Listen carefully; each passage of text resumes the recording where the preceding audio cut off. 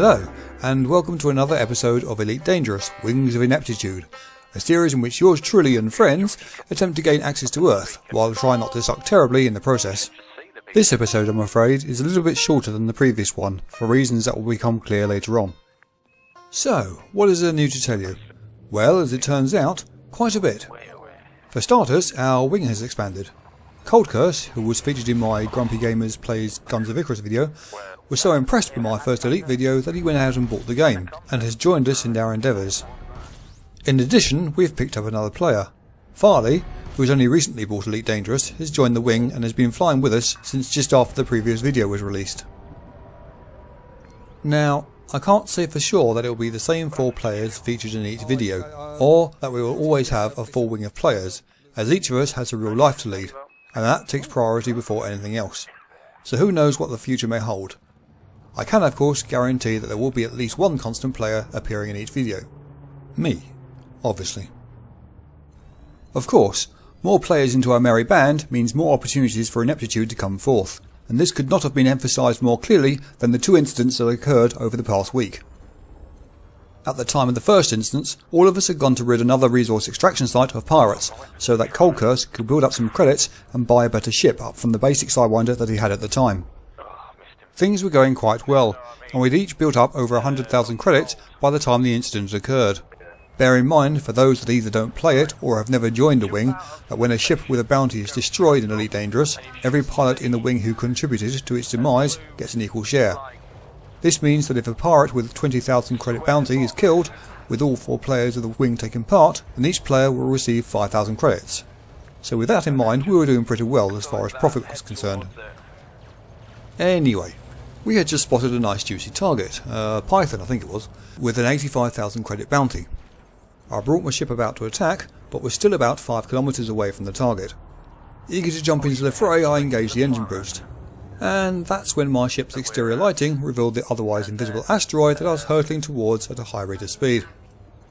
Now, those that play this game will know that collisions with asteroids, especially during an engine boost, rarely end well for the pilot or his ship. And it was only because I had previously turned my lights on, after a similar experience, that I even saw it coming, and was able to hit the manoeuvring thrusters in time to transform what would have been a collision of terminal proportions to just one of disastrous proportions. Wait, what? A similar experience, I hear you say? Yeah, that's right, I'm afraid. This wasn't the first time that I've become intimate with an asteroid at high speed. You'd think I would learn the lesson, but no. Will I ever learn? Given the most recent experience, the answer is probably no. However, my previous experience did teach me to put my lights on when flying in extraction sites, and if nothing else it did allow me to change my course enough that I survived the impact, albeit with only 37% hull integrity, a blown out canopy, and only my emergency life support to sustain me. Another saving grace was a previous upgrade I had made to the life support, so instead of the basic 5 minutes of oxygen I had 7.5. Had I stuck with the basic version, I would have never made it back to the station to make repairs, and more importantly, cash in on the bounties gained from killing pirates.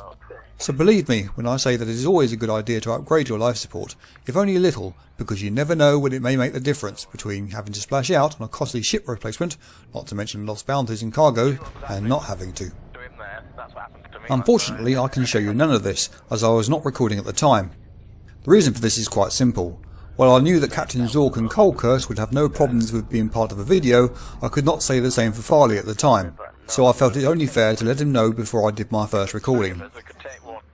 In another example of ineptitude reigning supreme, Cold Curse had managed to save up enough cash to buy himself a Viper, a decent bounty hunting ship for its price, with its only falling grace being the short range of its hyperdrive. Unfortunately, he then proceeded to lose said ship due to his pile driving it into a station while docking, and not having enough credits to respawn the ship afterwards.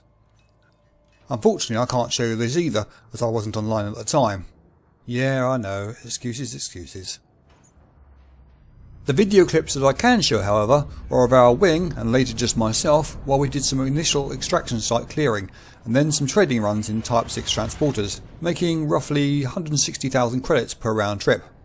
Unfortunately, these are a little inconsistent, as for some reason I was having some issues with my game crashing at inconvenient moments, as if a game crashing is ever convenient. I can only offer my apologies for this, but unfortunately these things do happen.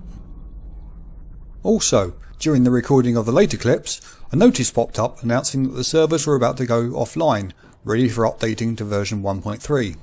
That's right folks, by the time you are watching this video, the latest patch, PowerPlay, will have been released. Suffice to say that I'm eager to see if this is going to help or hinder our progress in trying to acquire access permits for Earth. So there you have it for this episode. Apologies for the video not being as consistent as the previous video, but you can only play with the cards you dealt with.